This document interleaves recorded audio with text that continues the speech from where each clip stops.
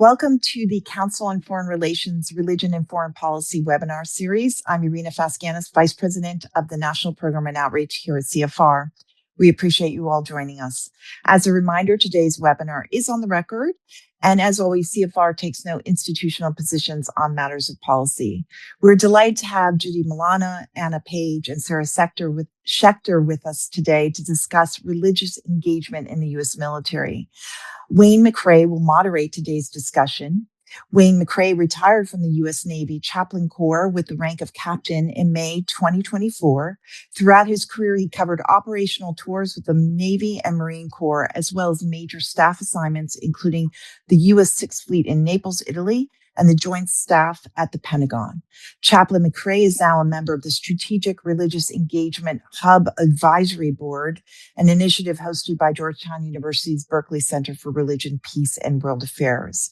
I'm going to turn it over to him to introduce our distinguished panelists. He will engage them in conversation for 25 minutes or so, and then we'll turn to all of you for your questions, comments, and to engage you all in this forum. So, Wayne, over to you. Well, thank you, Irina. I'm grateful for the opportunity to be here. Appreciate your invitation and appreciate the Council on Foreign Relations also for this opportunity to moderate this discussion on religion, identity, and duty in the U.S. military. Likewise, I would like to welcome each of our participants. I recognize names of several who are attending, and I certainly wish that we could be personally in the same space together just to enjoy that fellowship. Before I introduce our three panel members, allow me to briefly make comment that hopefully will help guide our discussion as well as cover a few essentials on military chaplaincy.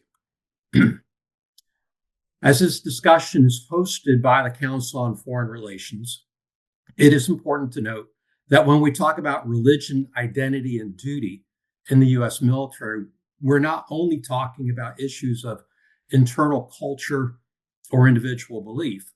Increasingly, these issues intersect with U.S. foreign policy and national security. Our military personnel operate in environments that are deeply religious. They operate alongside allies and partners who observe how we balance our religious freedoms, our unit cohesion, and civilian control of our military. How the U.S. military navigates religious identity at home affects its legitimacy abroad. It can impact U.S. credibility when advocating for religious freedom internationally. And it influences our ability to engage faith-shaped societies in conflict, competition, and cooperation.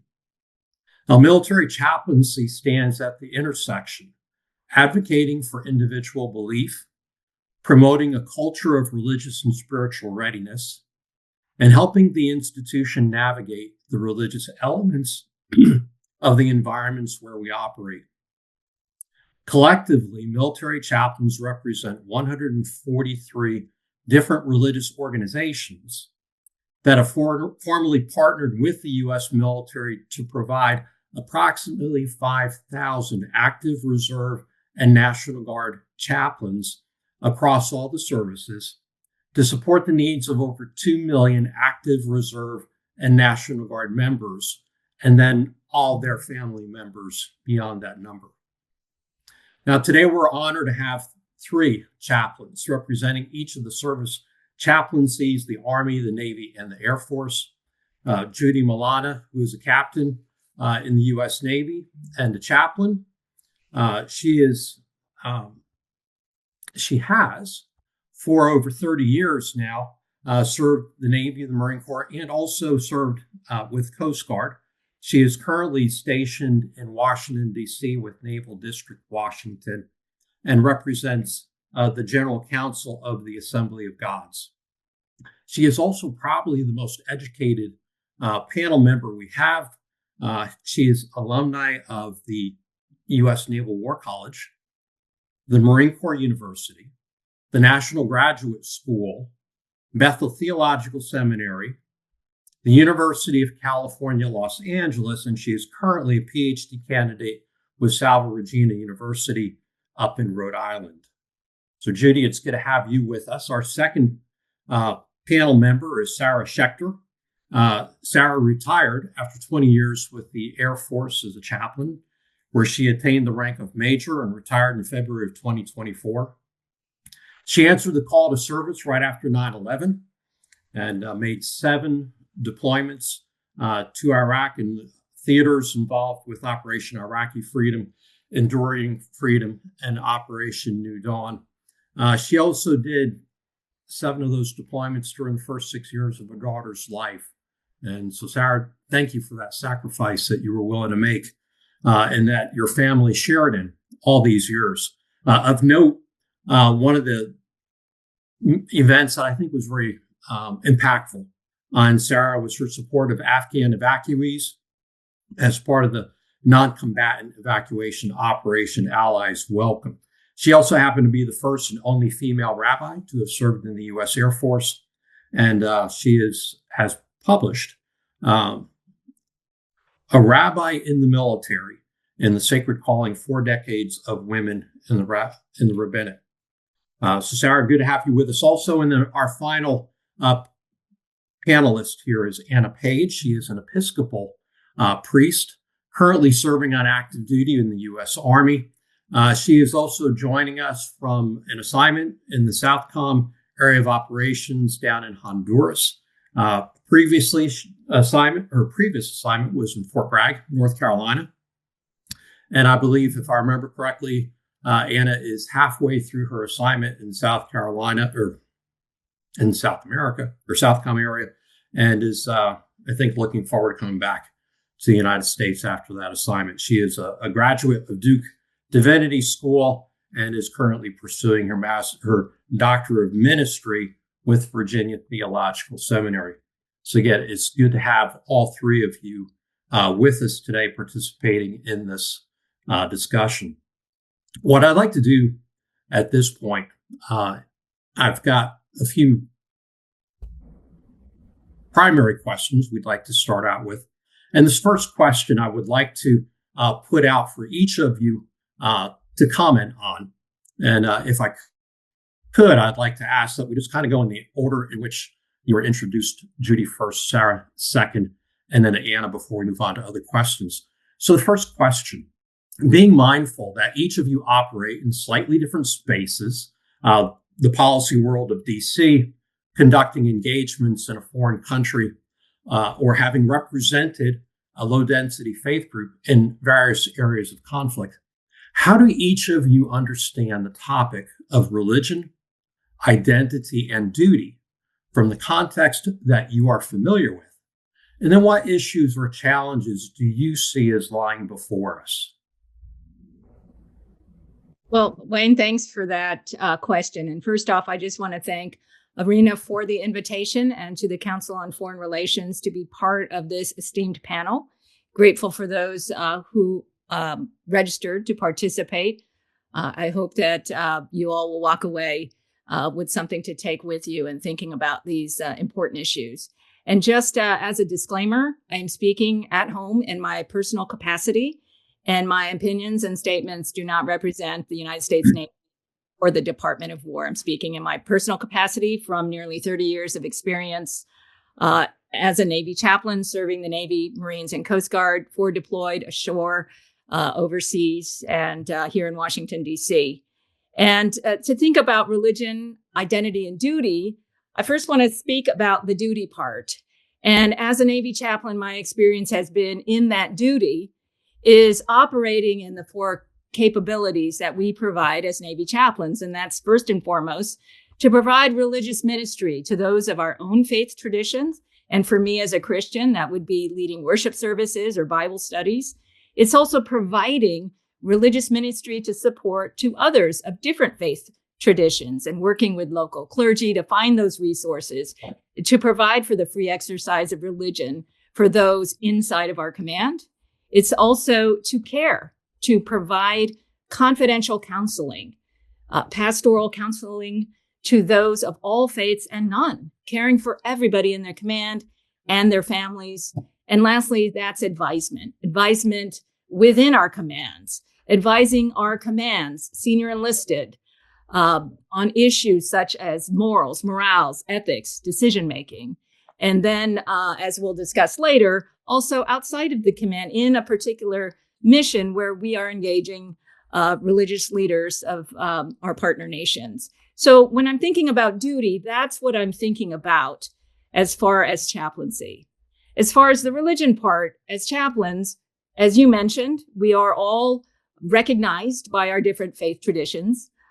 And with that, there is the notion of operating in a pluralistic environment and having the understanding that we will not compromise our own faith traditions, but really work and collaborate to facilitate the exercise of religious freedom for our service members and their family.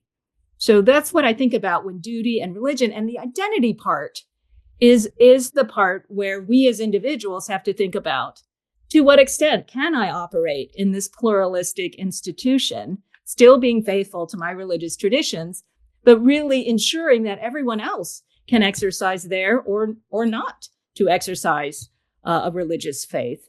And that is really kind of the crux of the issue. Do your values align with the values of the institution? And I could say, as myself and practicing chaplaincy for nearly 30 years, the answer is yes, because the institution of the military, of our Navy in particular, honor, courage, commitment, service above self, those are values that absolutely resonate with me and as a legacy of service in my family. So that's what I think about as far as religion, identity, and duty. And the other part is we are non-combatants serving in the profession of arms. And what does that look like to support war fighters in the profession of arms when we know that war fighting in and of itself requires, when called upon, lethality, right? Controlled violence to break the will of our enemies, to do our political will. It's politics by any other means. And what does that mean for us as non-combatants to support our war fighters? And so those are things to think about as far as our identity as chaplains, and come to grips with. Who are we, and what is our position in that organization? And I could say it's an honor and a sacred privilege to be called a chaplain, to have that sacred confidentiality where to live and deploy amongst our sailors, Marines, and Coast Guard, and to be there for that support for them. So it's really been an honor to do that. So thanks for that question. Great. Thank you, Judy. Sarah? Thank you. Thank you. And also an incredible honor to be here with you. And Judy, thank you for giving that disclaimer. I too am speaking for myself. And also thank you, Judy, for giving that broad overview of the scope of what we provide as chaplains. So let me focus now on answering that maybe as someone who is a Jewish chaplain. And what does duty, religion, and identity mean in that capacity? I will say that also, speaking from the duty perspective first, that many Jews, since even before the formation of the United States, that many Jews feel compelled to join the service out of a sense of gratitude to the United States for providing a safe country to freely practice our religion. So many Jews do join as a way of saying thank you. That has historically been true, and people join for many different reasons. But I want to share that. And then in terms of religion, it is not easy necessarily for people who are non-Christians to be fully observant in their religion in the United States military. Let me also say, though, that the military, I have found, bends over backwards and goes to great lengths and really blesses our service members. I've been blessed as someone who is Jewish to try to bridge that gap where between what is the normative way of life, which follows more of the Christian pattern, versus one who has their sacred days on different days of the week, for example. So there is that tension and incredible beauty when people try to support each other in that capacity. And in terms of identity, many Jews who are serving in the military are not necessarily that religious, yet they still maintain a strong Jewish identity. And it is incredible that the military does go to such lengths for a very small number of people in order to provide religious accommodation. And that's what we do for each other in the Military Chaplain Corps. And it has been and was one of the greatest honors of my life to serve in that capacity. Thank you. Great. Thank you, Sarah. And Anna. Thank you, Chaplain McRae and Chaplain Milana, Chaplain Schechter. Thank you both for your comments. I echoed the Thanksgivings given by my colleagues already, as well as the disclaimer. It truly is an honor and a privilege to be here. I recognize as the 103 on our panel that I inhabit a slightly different position than my colleagues here. So as I think about religion, identity, and duty, I have in mind my junior service members who are navigating those facets of themselves actively day in and day out. So more of a tactical approach to chaplaincy is where I find myself in my career right now. So when I think about religion, or the set of organized beliefs and practices that we hold in relation to a higher power, I think about identity of who we know ourselves to be. And I think about duty of our obligation to country, to constitution, to the laws and institutional ethics. For me, what comes to mind is how these three facets of ourselves intersect. And often I find service members wrestling through the tension, just like Chaplain Milana was mentioning, the tension of when we can integrate our whole selves into our commitment to service, and the tension when perhaps sometimes we feel as though our commitment to our religion, our commitment to identity, our commitment to duty might be at odds with one another. But I find that for myself as a chaplain in meeting with our service members and our family members, one of my biggest responsibilities right now is helping our service members integrate those aspects of themselves. And I firmly believe that if we're able to help people integrate their commitment to religion, identity, and duty, we're able to create a more resilient and ethically minded force. In the meantime, and when we think long-term, we're able to help prevent the onset of moral injury as service members progress throughout their career. And what has been really interesting to me in my career so far as an Army chaplain is getting to work in both the European theater and the Southcom AOR, is that I've had the unique opportunity to expose service members to cultures where religion, identity, and duty are fully integrated through work, home, practice. And in doing so and exposing our service members to these other cultures, getting to journey with service members to help integrate those facets of themselves into their daily practice as well, whether that be in a forward deployed environment or back home stateside. So thank you again for this opportunity. It is an honor to be here with you all. I'll turn it back to you, Chaplain McRae. Anna, thank you. Clearly, I think one of the things that I've come across in the three responses here is that, and I have to admit my own bias, but military service just has a way of stretching who we are as individuals, testing the mettle, if you would, certainly developing a clear sense of duty and identity. It's a great way of life. Draws some wonderful things out in us.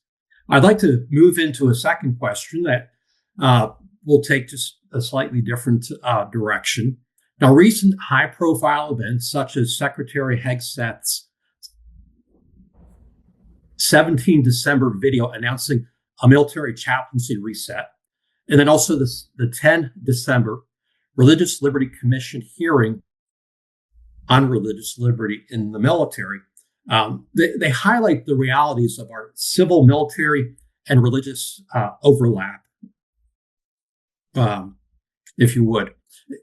With an eye toward foreign relations, what messages are we conveying with regards to the civilian control of the U.S. military? Judy, if I could go to you to respond first. And thanks please. for that question. And I think, and I appreciate that question because it is relevant to what we are experiencing now. And my first reaction is, we are apolitical. Those of us who serve in the military, we serve our commander in chief. And again, I've had 5 different commanders in chiefs. And as military officers, we are apolitical in that regard. And I think the message that those dialogues send, that we are having these dialogues right now in our society and in the military, just underscores the importance of the exercise of religious freedom. To me, that's what it is saying. It is saying we emphasize that, not just in our military, but in our society, in our government. And I think thinking about foreign affairs, it's really underscoring the importance in our country, in our democracy, of the universal human right of religious freedom. It underscores other elements that are happening in our country. It underscores, for instance, the need for the ambassador at large for international religious freedom, or the U.S. Commission on International Religious Freedom, or White House initiatives on faith. It underscores the importance of the exercise of religious freedom. So that's where I see that dialogue is going. And I just think it's a positive. And so that's my reaction to that question. So thank you for that. All right, Judy, thank you. Anna, I'm going to switch it up just a little bit and direct to you, please. Sounds good, Chaplain McGray. If the Army has taught me anything, it's to remain ready. So in response to your question, what comes to my mind is the reality that when these discussions, like Chaplain Milana was mentioning, discussions around religious freedom and the constitutional basis for the Chaplain Corps, when they're handled transparently and professionally, religious liberty reinforces our democratic norms. And the message that we want to convey is that the U.S. military is serving the Constitution, not a religious ideology or a political ideology, just like Chaplain Milana was mentioning. And in particular, when I think about my role as a chaplain and chaplains generally, chaplains really matter here in this conversation because I believe part of our responsibility is to absorb some of the tension that might be manifesting, in particular religious tension, instead of amplifying it. And our role isn't to symbolize religious power in uniform, but it's to help stabilize the force, stabilize us ethically, morally, spiritually, emotionally, under command and civilian authority. So that way we're reinforcing trust, we're reinforcing cohesion, helping people feel seen and heard, so we can be the best versions of ourselves to further serve our commitment and our duty. I'll turn it back to you, Chaplain McGray. All right. Thank you, Anna. And Sarah, please. Thank you. I mean, as has been said beautifully by Judy and Anna, a chaplain is to provide basically a non-anxious presence. And whatever that we can do to mitigate chaos and to provide and nurture an environment of stability is going to help serve the needs of the people. And it's going to overall help people focus on their job. So, which is to defend our country. So, without repeating what has already been said already very beautifully, I completely agree. We are in a state of a lot of flux and turmoil, and whatever we can do to foster an environment of stability, I think, is a blessing for our people. All right, thank you. I think what I hear across all 3 responses is the beauty of our system, which those first principles and values of freedom, in our case, religious freedom, as we continue to hold those and adhere to them, it does speak strongly to the beauty of our system. And especially the fact that they are principles that override and go beyond any particular administration or civilian leadership, because that is part of the question. Civilian leadership can change, but the principles that guide us remain constant. And as long as we keep it that way, I think we portray a very valuable message to those partners that we have in the world. I'm going to squeeze out time for our third question here. And again, I'm enjoying the mixture of responses that you bring. So I'm going to put this final question out. to each of the three of you. Mindful, we're kind of pushing a little bit on time, and then once we've finished this, we'll go for questions from the participants here. So now, whether serving as a Navy chaplain with Commander Logistics Group Western Pacific, or those who are part of the religious support team at Africa Command, or even reserve chaplains who might be serving at Joint Task Force Horn of Africa, or even National Guard chaplains who are operating under the State Partnership Program. Religious support teams across the spectrum are increasingly engaging with foreign military chaplains and religious leaders. Now, given our complexities of religion, identity, and duty, what opportunities, what challenges, or what risks do we incur, and what benefits might there be from religiously identified military members being out there and engaging with partners and allies? And Sarah, if you would, please. I'll let you take this first. So I think that it is an incredible blessing for us to interact with other faith groups. And whenever we are able to do that and we do not squander that precious opportunity, it is a blessing. In Isaiah 42, we are called to be a light unto the nations. Everyone is a light to the nations. And so we should learn from each other's light. And I mean, the risk is not engaging with each other. And it's a terribly lost opportunity. So my prayer is that we will do more and more of that we will learn from each other. And I think that will only build stronger relations and greater understanding and respect for each other's cultures. All right. Thank you. Anna, if I could call on you now, and very mindful that this is what you're doing every day, I think. Thanks, Chaplain McRae. I appreciate it. And Chaplain Schechter, that prayer that we continue to do this work is beautiful, and I echo that entirely. So thank you for offering that to us. And I firmly believe that as we think about the opportunities and the risks of doing strategic religious engagements or religious leader engagements, the opportunities are incredible and the risks are also real. For me, though, to underscore the opportunities first is the opportunity that this presents us lies in trust building. Oftentimes, religious leaders can inhabit spaces, and in particular, moral and cultural spaces that other forms of diplomacy perhaps cannot reach. And that's diplomacy across the spectrum of the conflict continuum and across time. So it's really important for us as chaplains, as religious leaders who are embedded bridge builders in organizations, to maintain religious awareness, cultural humility.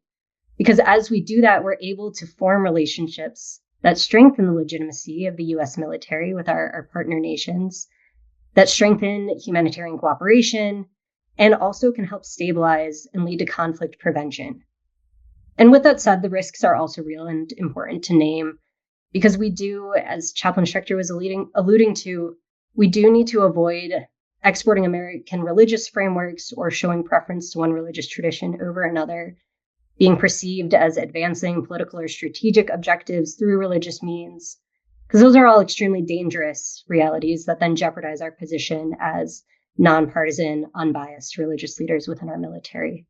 So there is a reality that the line between engagement and entanglement is thin, but as long as we're able to navigate our positionality with that humility, that cultural literacy, and constant attention to command authority and priorities, the benefits, the opportunities that come from religious leader engagements and strategic religious engagements are absolutely incredible. Thanks, Great. Chaplain McRae. Anna, thank you. I appreciate your sharing those insights that you're seeing them in place every day. Judy, I'd like to give you a final opportunity on this question, please. And thanks for that. And thanks, Sarah and Anna, for sharing your experiences. And absolutely agree. There's fantastic opportunities, certainly at that tactical level, and understanding that as chaplains, we are operating in the context of a military mission under the direction of our commander in that particular mission. And I've had wonderful opportunities to have religious leader engagements on my deployments and living overseas. I think one of the challenges is that sometimes it's dependent upon the particular chaplain on that mission, of the particular commander, what that mission set is and the scope of that. What I would like to see is more formal training on religious leader engagement. I know in my experience, there hasn't been formal military training on that and how to do it and how to do it well. I think that could be and is a challenge to have that strategic training. And then also alignment more on a strategic level about working with, for instance, the State Department and some of their lines of effort on diplomacy, and how can the military work more closely on what other government elements are there in a particular area. And Wayne, you could probably speak to that, being on the Joint Staff and working, with different combatant commands and having folks from the State Department or non-governmental agencies and organizations who are working with religious leader engagement. So those are some challenges that I bring to the group. Thank you. Great. Thank you, Judy. And since you teed that up, let me just take a moment or two to comment. So obviously there's been changes in how the various government agencies are operating or set up and established. And so part of what was mentioned in the introduction with my activities involved with the advisory group for the Strategic Religious Engagement Hub, Berkeley Center over at Georgetown. And that is a place where there's been a concerted effort to pull together a lot of the resources, the training, and the knowledge on doing strategic religious engagement. And if I remember correctly from earlier comments, there may be a future conversation around some of that work. We have run through our time for this section of questions. Before we go to the questions from participants, I do want to thank each of you on the panel for the very thoughtful responses that you've provided for each of these questions. I think we've provided a good general platform for the questions that are about to come. So I'll turn this back over to the staff here as they bring questions to us. Thank you. We will now begin the participant Q&A period. To ask a question, please click the raise hand icon on your screen to indicate that you would like to ask a question. When you are called on, please accept the unmute prompt and state your name and affiliation, followed by your question. You may also submit a written question via the Q&A feature in your Zoom window at any time. We will take the first question from Tom Reese. Please accept the unmute prompt.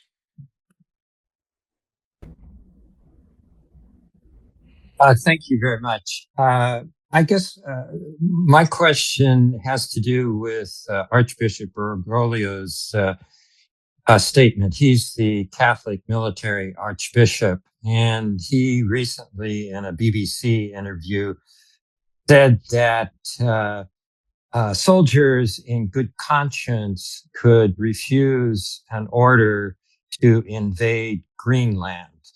Now, he's not a chaplain, but he is the Catholic archbishop for the military. I guess my question is, what do you think of his statement? And what advice should chaplains give soldiers and naval sailors about this kind of thing and the following of what they consider a illegal and immoral order? All right. So what I heard, Tom, is the news from 2 days ago of the leader of the Archdiocese for the Military Services having raised the question and the issue that in the context of invasion of Greenland, this would be perhaps a time where military service members, particularly those under the Archdiocese of Military Services, might be looking at having to resist an order, a question of whether it's legal or not. And I did hear you mention something about there about naval officers and sailors. So my first thought was Judy. Can I throw this question your way, please? And thanks for that question, because that's certainly an important topic. And I applaud the Archbishop for giving pastoral guidance to his flock. And that's what we as in faith traditions look to our religious leaders, our faith leaders, to give us guidance when we are faced with any situation that we seek counsel on. And so I applaud him absolutely for giving spiritual guidance to the flock. And as far as if orders are illegal, legal, I'm not in a position to discern that, to say what is legal or illegal. I would assume that orders from my commander are legal. But if I had questions, I would certainly wrestle with that and seek guidance from my faith leader on what my options are, whether to not follow them, whether to simply say, I cannot serve in the military anymore. Those are very personal questions that people will need to wrestle with. And it's just not illegal orders. It's other things that may require religious waivers. And we've seen that in our chaplain career. Folks who are seeking waivers from immunization, folks who are seeking waivers for how they wear their hair. So these issues are not new. There are means to accommodate these kinds of things. And also, and many of you maybe have worked with conscientious objectors in the military, people who have joined the military and realize, hey, I can't serve in this military because now I'm a conscientious objector. And that policy has been in place in the military. And I've walked sailors and Marines through that process. So it's really nothing new as far as the options that are before service members. Thank you. We will take the next question from Reverend Jared Morey. Please accept the unmute prompt. Hello, Jared Morey, Minnesota Council of Churches. We're in Minnesota. We certainly solicit all of the prayers that you have to send our way right now. I'm curious, in your role as chaplains, the military is a microcosm of society at large. And while the military is itself apolitical, it certainly contains people who have often polarizingly opposite worldviews and identities and perspectives. And I wonder that as a chaplain, how do you curate community or engage in any sort of intra-unit depolarization, especially with regard to those topics, perhaps from external society, where disagreement risks unit cohesion or effectiveness? Do you have a gauge to figure out whether a topic rises to that level? If you do, what tactics or techniques do you use to help people with extremely different perspectives within your own units get along with each other for the sake of the mission? Yeah, that's a great question. Sarah, I hear you acknowledging that. I don't know if you just volunteered yourself. I'm chomping at the bit. I would like to respond to this. It's a great question. I think it's an important question. And I think that this is an area where we as chaplains are involved. I think it is incredibly important for people of divergent viewpoints to come together in dialogue, not to avoid each other, but to come together and to engage with each other. Too often, especially nowadays, people are walking away from each other. They are cutting each other off. And I find that really is a trap that many of us fall into. Rather, we should draw closer to each other, try to listen to what we are saying, as opposed to looking at a third party interpreting our words for us, but to come to each other and learn directly from each other. It is not always productive to speak about political differences. Sometimes it's more productive to just understand that we are in a politically, for example, diverse environment, and that we will honor each other for our differences, and to also try to have a relationship with each other. So I think that is paramount. We should not disengage from each other. Always keep the door open for building relationships and coming together, because the opposite is what divides us. It breaks us.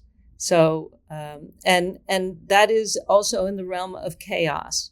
So, if we want stability, that means coming together and honoring each other. Thank you. Thank you for that great question. We will take the next question from Dr. Aza Karam. Please accept the unmute prompt and state your name and affiliation. Greetings of peace to you. My name is Azza Karam, and I am president of Lead Integrity, which is a women of faith-led international consultancy company. And I'm delighted to see the range of women speaking so beautifully and eloquently. And Wayne, I'm one of your colleagues on the Strategic Religious Engagement Advisory Hub of Georgetown. So I'm delighted to see you here as well. I'm very impressed by how much pride and wisdom you have shared. I was hoping I could see a Muslim chaplain, but hey, nothing's perfect, and it would be lovely to get that insight at some point in time. But one of the questions I would like to ask, and especially to Judy, I'm hoping that it will draw your cat back on the screen again. She's beautiful. But one of the questions I wanted to ask Judy to elaborate upon, I was born in the Middle East, and given what's been going on there, I'm not quite sure. I don't have the confidence, shall we say, that greater or deeper engagement with religious leaders and political leaders and bringing that into the military space is necessarily a very good idea. I'm seeing tremendous tension and tremendous abuse of power on all sides. So I'm kind of curious how you would see an advantage to trying to have a closer relationship with State Department. I worked in the UN for 30 years with religious engagement, on religious engagement. So I'm looking at it also from that international perspective. And the Patriarch Kirill saying holy war, what's been going on with Israel and the Palestinians, and the religious leaders on both sides, good and bad. And I'm kind of wondering, why would you necessarily see what is it that you wish to see from a greater rapprochement between the political establishment and the military one on the religious side? Thanks for that question and allowing me to clarify. Only from my perspective and experience, just that our efforts do not overlap or they're not in alignment. And so that was the gist of saying that we could work closer with other agencies so that we are speaking in one voice. And so that was my perspective. But as far as the broader perspective, I would turn that back over to Wayne and what you all are doing there on the tip of the spear and real world situations and how that would play out. And I think that's a critical conversation. So thank you for bringing that up, because it is very difficult, as you say. And who has that? And one of the groups that I work with in a personal capacity with the Institute for Global Engagement with Women Faith Leadership, where we're working with women leaders of faith in countries, because we have found that the women in certain religious realms are certainly in some cases invisible. But as we have seen that women in society can sometimes bring about conversations and peace. And so I've just seen that in my personal capacity in working with a nonprofit that works with women faith leaders. So I appreciate what you all are doing and bringing that conversation forward, because it is very critical for peace. Thank you. If I could add on to that, part of the reality is that the U.S. military, we are in so many different places. We're meeting and interacting with so many different militaries and communities, as Anna is doing right now during her deployed time there in Southcom. So in some regards, it's not that chaplains are begging for the opportunity to step up and do these engagements, but I think it would also be a moral failure for us to not do it. It's difficult for any of us to understand every religious dynamic that goes on, and we need to get better at it. And obviously, Doctor, as you know, that's part of what the hub is all about, is trying to gather those resources. In the military, there needs to and continue might be the wrong word. There needs to be a strong effort put on providing the kind of training across all pay grades for military chaplains to be well equipped to do this kind of work. Because the very nature of military assignments, you will be working in one place for 3 years, and then you get these things called orders, and you can find yourself, and I think Judy and I, having been in the Navy, can see you could be wearing a Marine Corps uniform one day, and then you execute a set of orders, go somewhere else. You could be wearing the Navy uniform, the Coast Guard uniform. You could find yourself in the United States enjoying the beach over in California, and then your next assignment, you're in a foreign country. And we don't always have the time to get that training in the moment just before we take an assignment. So the military services, we can, I think, improve the across the board or pipeline training to equip our chaplains to do better in the kind of work that we find ourselves doing. But thank you for asking that question. Wayne, may I just add one thing to that? Please. To support what you're saying. In the military, there's great emphasis on distinction, right? We have distinct services, distinct uniforms, and we have distinct religious faiths represented in the chaplain corps. What I also would love to see more of is that it's not just that we are chaplains serving under the same roof in our individual programs, but that we are able to spend more time learning from each other. Mm-hmm. I think that is important. And the more we are able to operate in that capacity, to maintain one's spiritual, religious integrity while also collaborating in an interfaith way and open to learning from each other, the more we are able to do that within our own chaplain corps, the greater we'll be able to do that in the international capacity as well, I think. Yes, definitely. And Anna, did you want to add anything? Yeah. Thank you, Chaplain McGray. I appreciate it. And Chaplain Milana and Chaplain Schechter responded beautifully to this question. What I have to add is, from that tactical level of chaplaincy, the part of the work that we're doing down here in the Southcom AOR is doing different religious leader engagements and strategic religious engagements, in particular to build those bridges, like we mentioned earlier, between our service members and the local community and populations in which we find ourselves. And part of the logic chain for that goes, if we can build deeper connection between our service members and the communities in which we're serving, whether that be here in Southcom, whether that be in a CONUS location, whether that be on a UCOM rotation.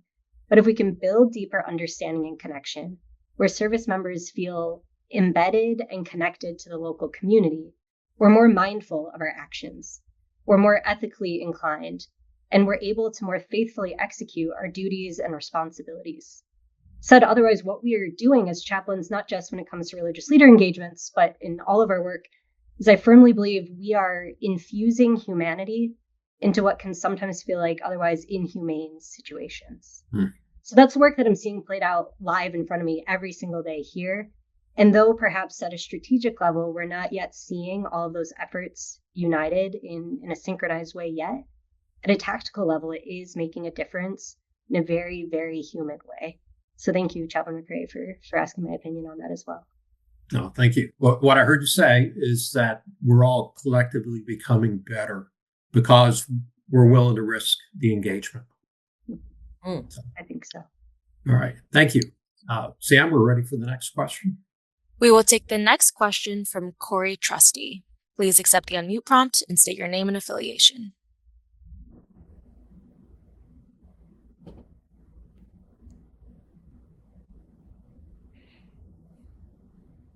Hey, sorry, I hope you can hear me. I apologize. I'm kind of in I'm not moving in and out. So I did have a question for you guys. I put it in the chat. My name is Colonel Corey Trusty. I'm one of the visiting military fellows at the CFR. And one of the things I was wondering that as Christian nationalism gains visibility in public life, some believers are choosing to describe themselves as followers of Christ rather than Christians in order to distance themselves from their faith from political or racial ideologies.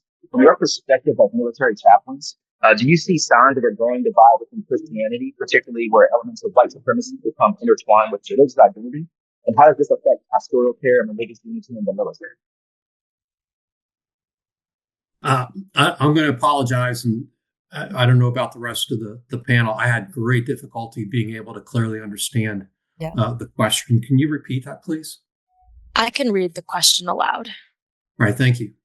As Christian nationalism gains visibility in public life, some believers are choosing to describe themselves as followers of Christ rather than Christians in order to distance their faith from political or racial ideologies. From your perspective as military chaplains, do you see signs of a growing divide within Christianity, particularly where elements of white supremacy become intertwined with religious identity? And how does this affect pastoral care and religious unity in the military? Hannah, do you feel comfortable taking that question? I do, yes, sir. Thank you, Chaplain McGray, and sir, thank you for that question. I hear a lot of concern undergirding that question, and the concern is understandable. Again, I'd like to speak, though, from a very tactical level of chaplaincy where I'm offering day in and day out direct pastoral care to our service members and to our family members. And I'm honored, privileged, and blessed to be able to say that I'm not seeing growing division amongst our service members. Rather, what I'm seeing is I'm seeing individuals asking very thoughtful questions around their spirituality, around their religious beliefs, around their convictions, and muddling through those as I think is appropriate for any person of faith. So from my standpoint, we're not seeing division. Instead, we're seeing persons form into more ethical, mindful humans who ultimately, whether that's while they're serving or after their time in service, will be better citizens of the world as a result. So again, that's from the direct level of individual pastoral care. But I have been delighted to see some of the thoughtful, challenging questions that individuals are asking as they grow in their own faith and spirituality and perspectives. Great. Thank you for taking that, Hannah. Yes, sir. We will take the next question from Rabbi Melinda Zalma. Please accept the unmute prompt.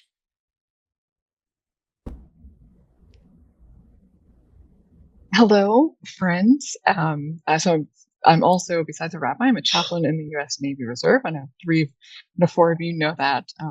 And actually just recently was called to be serving full-time in on an active position with the Marine Corps Forces Reserve starting in April. So excited about that, and a really wonderful to get your acquaintance. You'll be hearing from me. So just really inspired and reinforced with my own beliefs and reasons for serving in the military.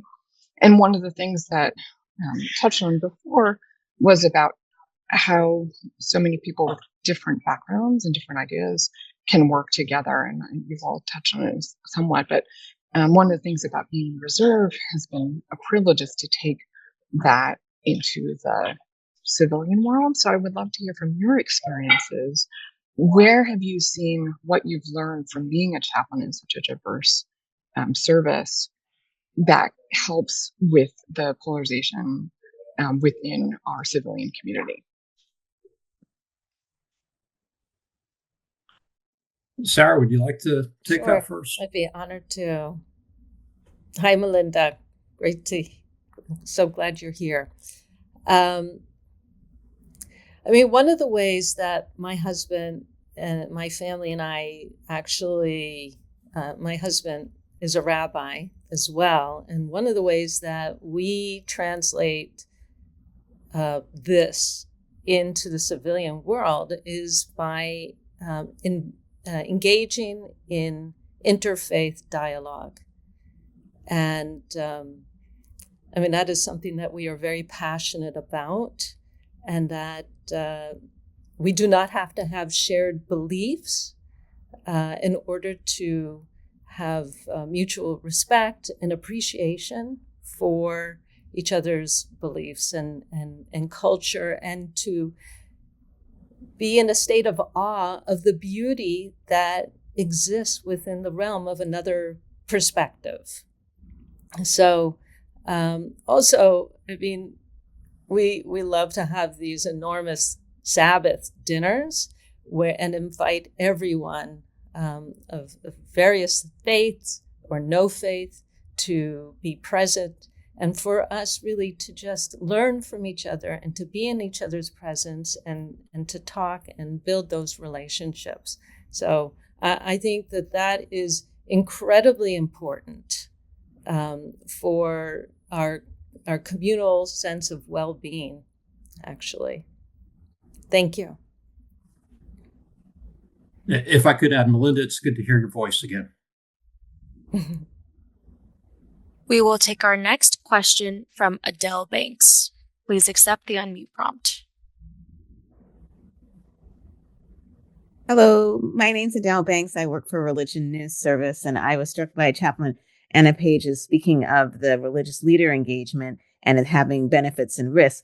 But I'm wondering if she could give a quick example or two of like what kinds of religious leaders she's worked with, what kind of engagement has happened, so that we have a better idea of what you're talking about. Thank you. Yeah, definitely. Thank you for that question, Adele, and the ability to provide a few examples.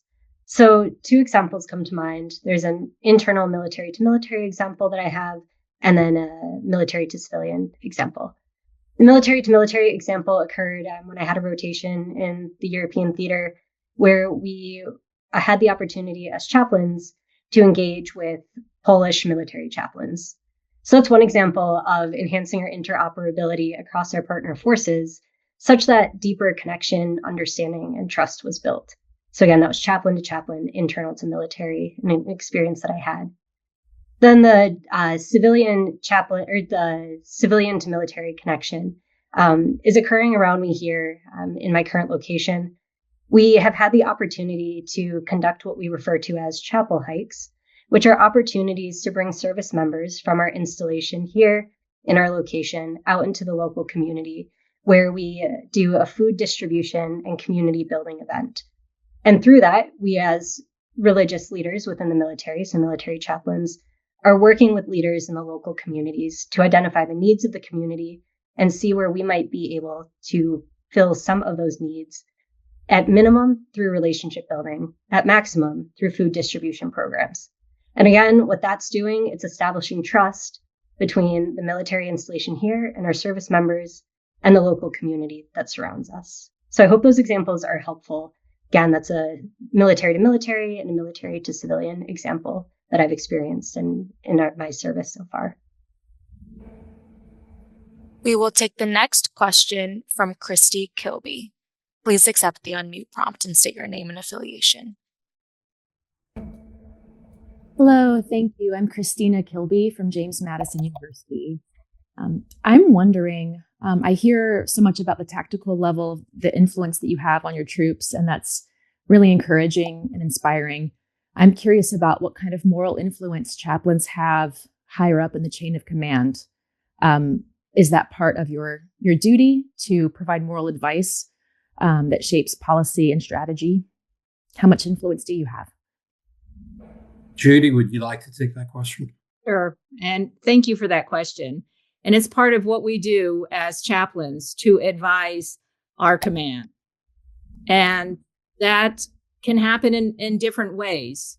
It happens through relationships and trust building, where you can walk in to a commanding officer's office and simply give advice on what you're hearing. And I had an opportunity to work as a policy advisor for the Navy. And in that role, to speak not just representing service members and issues of readiness and retention and recruiting, but also coming with this human perspective, coming from a chaplain to weigh in on policy matters and looking at things from a chaplain lens, someone who has been at that tactical level, walking with their service members and their family through hardships, being forward deployed with them, and bringing that perspective up to policymakers and to be able to articulate those particular challenges. And so those are the ways that we can do it. We could do it informally as we advise commands on what we're seeing, not disclosing any names or breaking any confidentiality. but simply saying, here's the temperature of the command climate.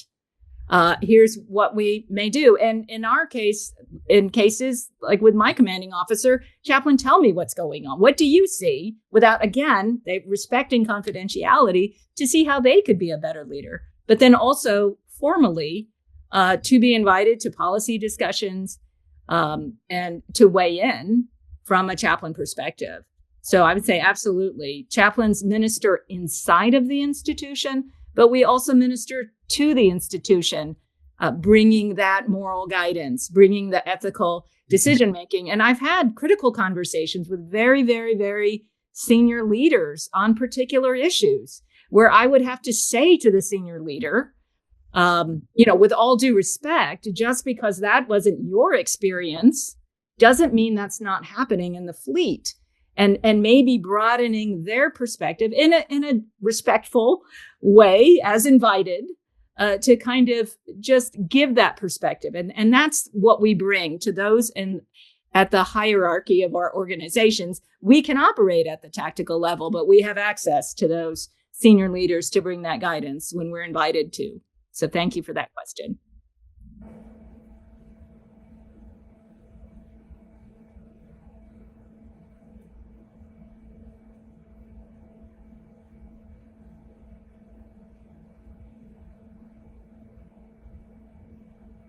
Alas, I think that brings us to the close of our hour.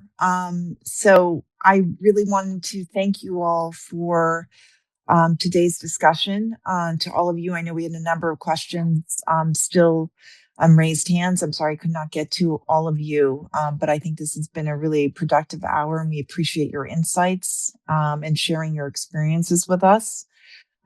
So thank you to Chaplain McRae, and Chaplain Milano, Chaplain Page, and Chaplain Schechter. We really appreciate your being with us today.